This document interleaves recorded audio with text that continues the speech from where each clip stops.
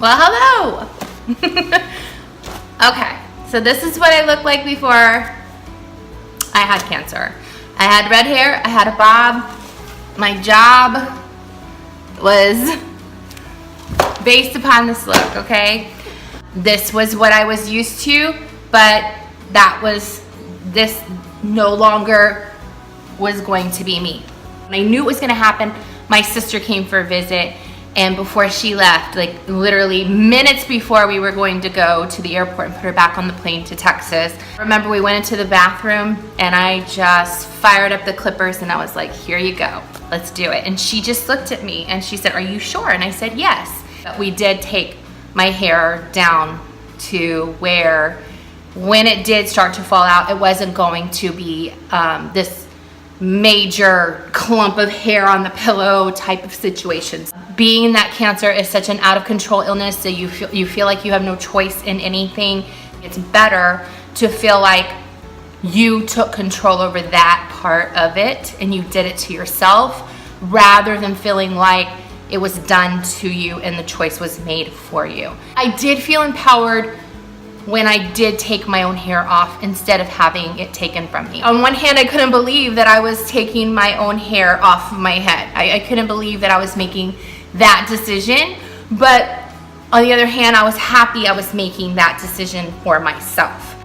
When my hair did finally start coming out in clumps, like to where I could go like this and I was pulling out a clump of hair, I cried. I even worked with no hair. Like, this was actually shot with a wig for Simplicity Patterns, and I'm wearing this wig in this picture. You find ways to get through the process of not having hair.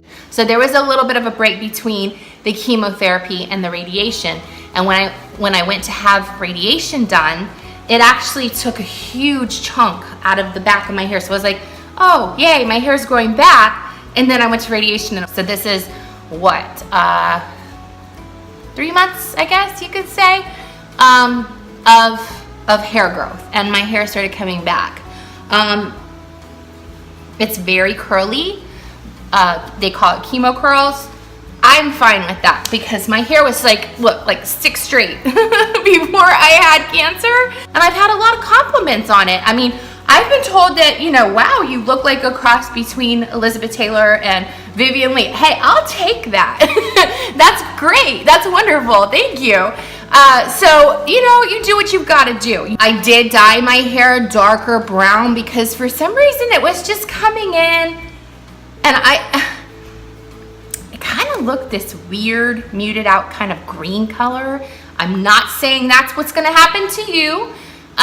It just didn't look pretty. It wasn't a pretty color at all. So I did go darker. I also have kind of a spot here in the front of my head that is thinner, so I wanted to, you know, kind of fill that in, and the darker hair seems to make that look a little bit more, just a little better. So that's my hair story. I hope it helps you guys, and you know, let me know like what you did, what you're doing. You know, I really do think that it's important to have all sorts of ideas. So like comment and like and all of that kind of thing, and share your experience with hair loss, because I think it's important that we all have some sort of ideas as to what other people have gone through with it. Thanks.